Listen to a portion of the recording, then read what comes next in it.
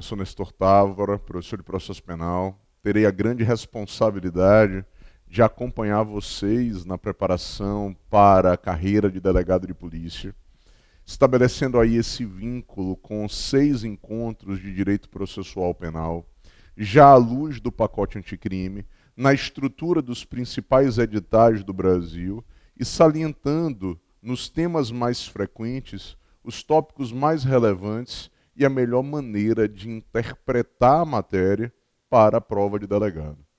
Ora, como hoje é o nosso primeiro encontro, essa apresentação de um projeto tão importante, eu já gostaria de deixar o meu contato, digamos, uma extensão extra classe, para que a gente possa dialogar sobre direito processual penal, equacionar eventuais dúvidas, que é o Instagram, uma ferramenta, digamos, bastante interessante para efeito desse contato, mesmo que remoto. Pode jogar lousa para mim. E o meu Instagram é o @Nestor_Távora. E diante do nosso primeiro encontro, e ainda de maneira bem objetiva, ora, o pacote anticrime ele vai trazer impactos significativos na estrutura do direito processual penal. Mas é importante frisarmos que 4 institutos apontados no pacote anticrime foram suspensos por deliberação do ministro Luiz Fux, apreciando medida cautelar dentro de ação direta de inconstitucionalidade. Então, diante da suspensão, eu vou formular o grito de alerta. Claro que, na minha ótica, mesmo diante de um instituto suspenso, se a banca examinadora souber apontar na questão esse contexto, o tema pode ser cobrado, não há problema algum nesse sentido, mas, de todo modo, Nestor, quais os institutos que o Supremo Tribunal Federal, no âmbito do pacote anticrime, suspendeu? Então, joga lousa. Eu começo formulando um grito de alerta, numa observação, quanto ao filtro diante do pacote anticrime. E qual foi o primeiro instituto suspenso? O juiz das garantias. Ora, a figura do juiz das garantias está suspensa. Alguns começam a duvidar se o juiz das garantias vai ser implementado em algum momento, mas os artigos que foram suspensos dentro desta correlação normativa, pode jogar a lousa novamente, são os artigos 3º-A ao 3º-F, do Código de Processo Penal. Tudo bem? Todos esses dispositivos estão suspensos. Estão congelados por deliberação do Supremo Tribunal Federal. O que o Supremo ainda protagonizou com impacto direto na nossa primeira aula? O arquivamento do inquérito dentro do Ministério Público. O que se deseja é um arquivamento interna corporis, e não o promotor requerendo ao juiz que o inquérito seja arquivado. Só que essa pretensão, instituída no caput do artigo 28 do Código de Processo Penal, também foi suspensa por deliberação do STF. Com isso, joga a lousa. A segunda suspensão importante, e eu destaco, arquivamento do inquérito no MP.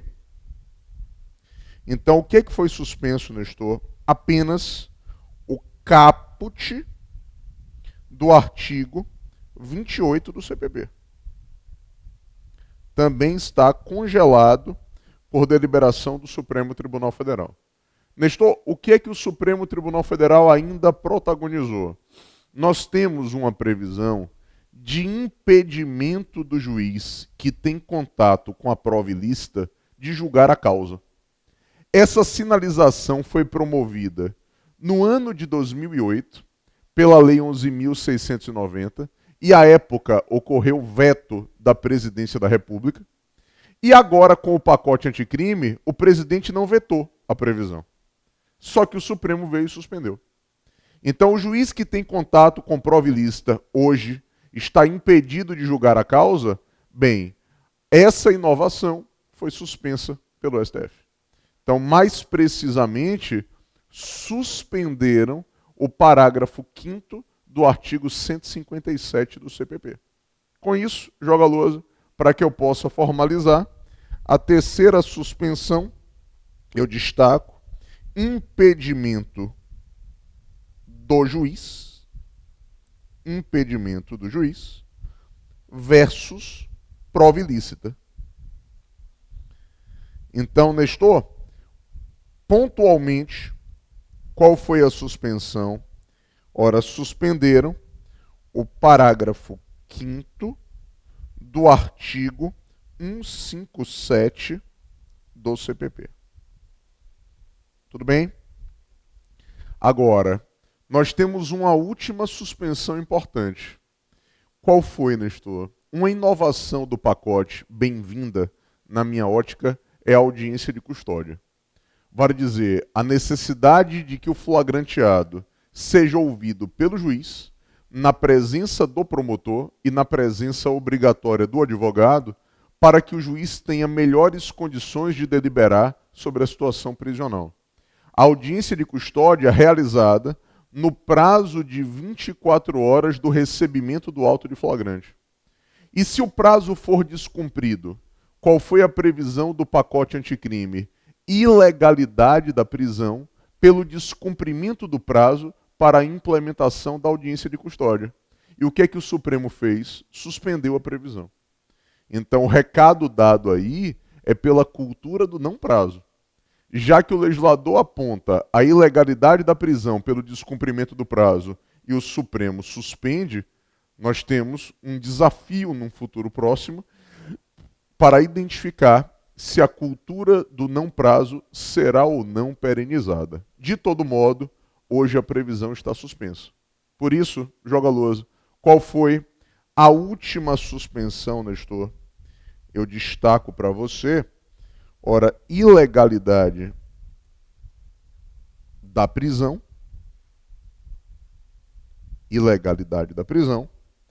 em face do descumprimento do prazo,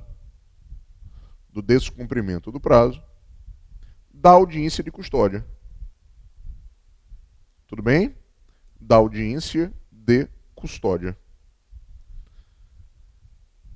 Pontualmente suspenderam o quê?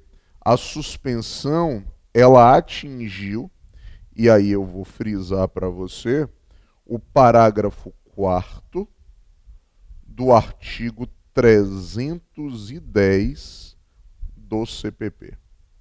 Eis as suspensões. Então, esse é o grito de alerta inicial, extremamente impactante. Agora eu vou avançar, porque vamos ingressar no primeiro assunto aqui do nosso projeto Delta, para falarmos do inquérito policial. Eu vou analisar o inquérito nos tópicos mais importantes, inclusive com as sinalizações trazidas pelo pacote anticrime. Então, joga a lousa.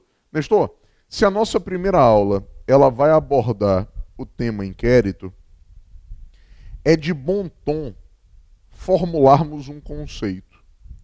Só que eu quero propor a você um conceito estratificado e em cada tópico do conceito eu vou instituir os desdobramentos e as intercorrências para o nosso concurso.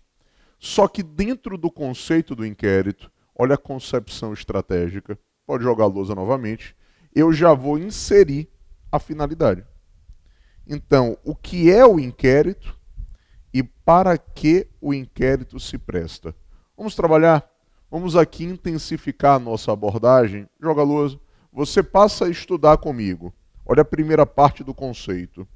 Um procedimento administrativo preliminar. Então, o inquérito ele é um procedimento administrativo preliminar. Você vai perceber que as regras do procedimento administrativo acabam por enredar, acabam por oxigenar o inquérito policial. Agora, além de ser um procedimento administrativo preliminar, olha a segunda parte do conceito, joga a lousa para mim, eu afirmo, de caráter informativo. então de caráter informativo. E o terceiro ponto do conceito importante, nesse momento, presidido pela autoridade policial. Presidido pela autoridade policial. Você vai perceber comigo que no Brasil temos outras ferramentas investigativas preliminares. Então, convivemos com diversos procedimentos investigativos. Mas o inquérito policial, ele é presidido privativamente pelo delegado de polícia. E nós temos lei federal editada no ano de 2013, gestada dentro da própria Polícia Federal, conferindo ao delegado a presidência do inquérito. Mais precisamente o artigo 2º da Lei 12.830 de 2013. Então, João Galoso, por mais simples que isso possa parecer, aqui eu me permito formular uma conclusão. De que maneira? Cabe ao delegado a presidência do inquérito policial. É o que eu extraio do artigo 2º, parágrafo 1º da Lei 12.830 de 2013, que é uma lei vital na sua percepção por tratar da atuação da Polícia Judiciária. Então, procedimento administrativo preliminar de caráter informativo, presidido pelo delegado. Olha a quarta parte do conceito, joga a lousa para mim, eu afirmo, tendo por objetivo, importantíssimo, tendo por objetivo apurar a autoria, a materialidade e as circunstâncias da infração. Ora, qual é a lógica que permeia o objetivo do inquérito? Eu almejo não só apurar quem é o criminoso, mas também desejamos apurar se o crime existiu e em que circunstâncias ele foi praticado. Então assuma um compromisso comigo já no primeiro encontro. Não deixe nenhuma expressão jurídica funcionar como expressão estéril, como expressão sem sentido. Materialidade é sinônimo de existência. E quando o crime deixa vestígios, a demonstração da existência demanda a elaboração do exame de corpo de delito, à luz do artigo 158 do Código de Processo Penal. E aqui, no aspecto essencialmente terminológico, quando o crime deixa vestígios, ele é chamado de não transeunte ou intranseunte. Portanto, joga a lousa, se o objetivo do inquérito permeia a apuração da autoria, da materialidade e das circunstâncias da infração, eu posso formular, nesse momento, uma primeira observação. De que maneira? Materialidade, ora, é sinônimo de existência da infração. Quando nós estamos apurando a materialidade, em última análise, estamos a apurar se o crime existiu.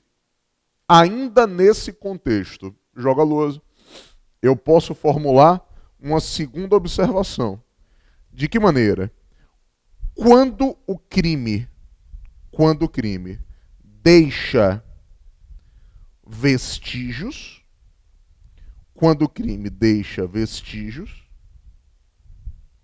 será elaborado o exame de corpo de delito. Tudo bem? Então, vamos determinar a elaboração do exame de corpo de delito. É o que eu extraio lá do artigo 158 do CPP. Maravilha. Agora, no aspecto essencialmente terminológico, ora, me permita, até porque as provas com um grau de complexidade mais acentuado lhe avaliam por domínio de vocabulário. Então, joga a lousa. Eu quero destacar numa terceira observação que, olha o cuidado, os crimes que deixam vestígio são chamados de não transeuntes ou intranseuntes. Tudo bem? Eis a lógica quando eu aponto o crime que deixou vestígios. E o mais interessante é que o pacote anticrime deu uma contribuição significativa na matéria. Lá no artigo 158A, mais precisamente no parágrafo 3º, o pacote anticrime resolveu definir o que é vestígio. Então, esses elementos sensíveis deixados pela infração penal estão agora apresentados conceitualmente nas entranhas do Código de Processo Penal. Com isso, joga a lousa. Me permite fazer uma quarta observação. De que maneira? Ora, conceito de vestígio. E o conceito de vestígio, Nestor, ele é extraído de onde? Grande novidade do pacote. Parágrafo 3º do artigo 158A do CPP. Tudo bem? Então, qual é a ideia?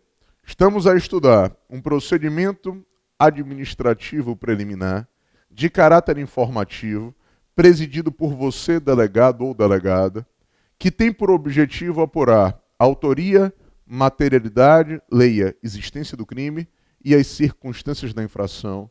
Qual é o próximo elemento conceitual? Joga a lousa e eu vou destacar. Olha que ponto marcante. Com prazo, então o inquérito ele é dosado temporalmente e agora eu já vou incutir a própria finalidade do inquérito. E cuja finalidade, vê se faz sentido, é contribuir na formação da opinião delitiva do titular da ação. Então o inquérito, em última análise, serve para convencer. Opinião delitiva é convencimento.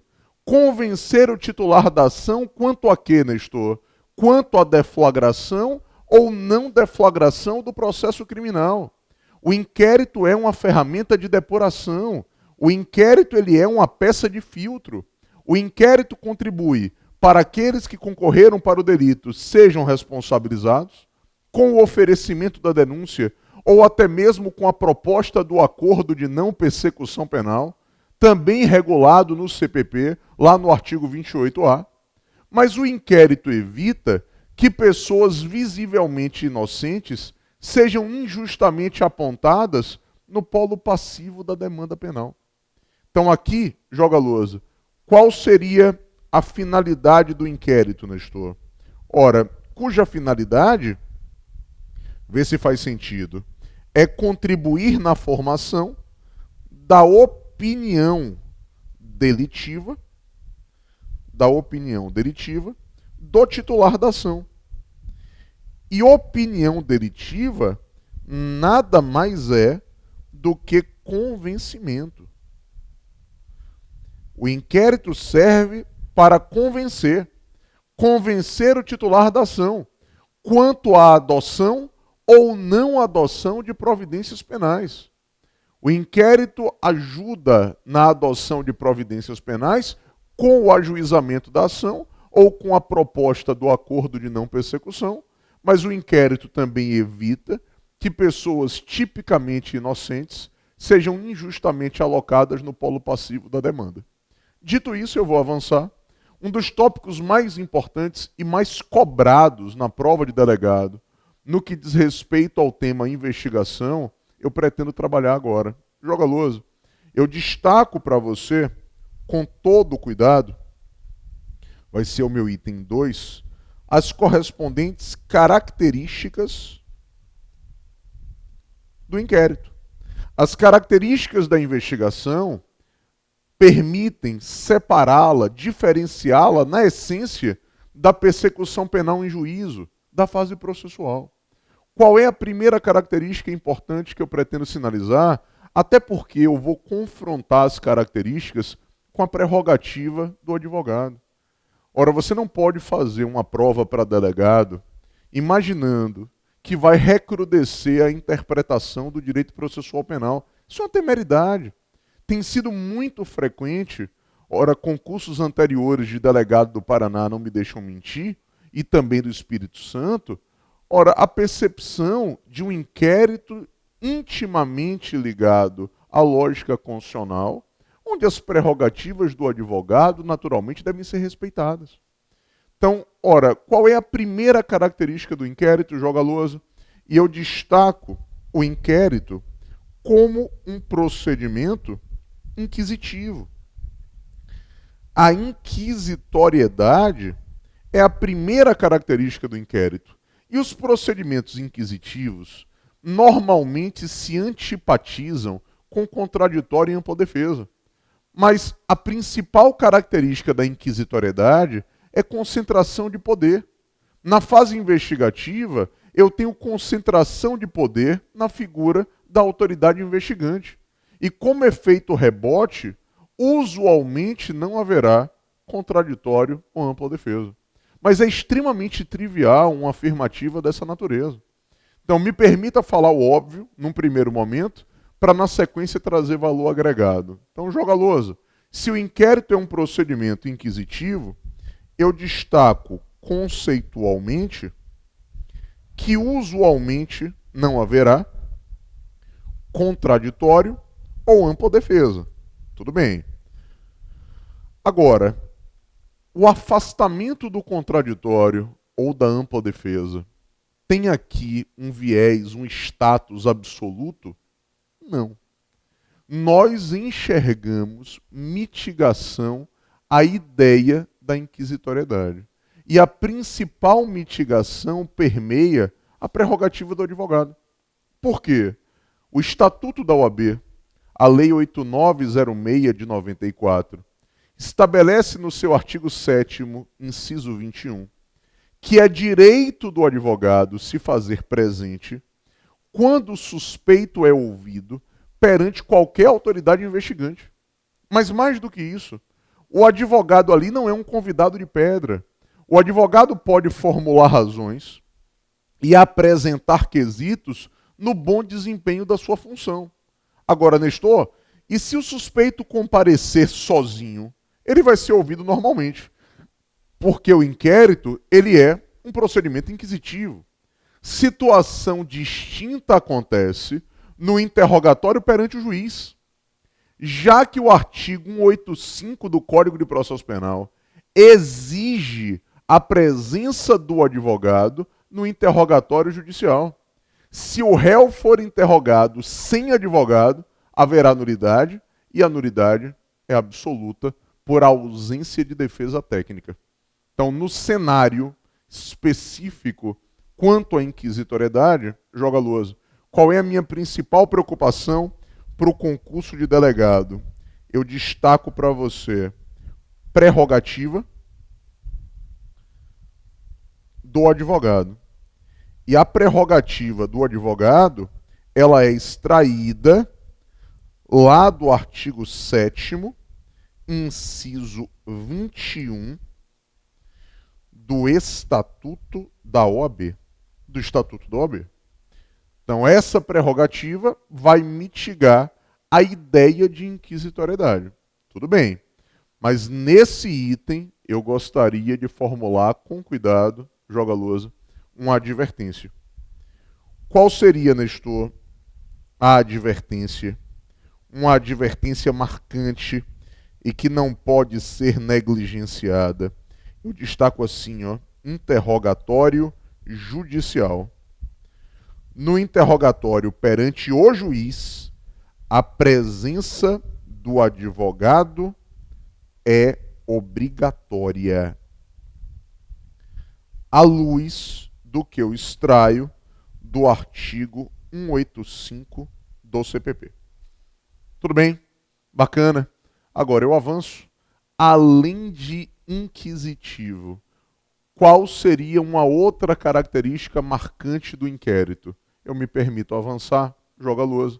Além de inquisitivo, o inquérito, como segunda característica, é um procedimento discricionário.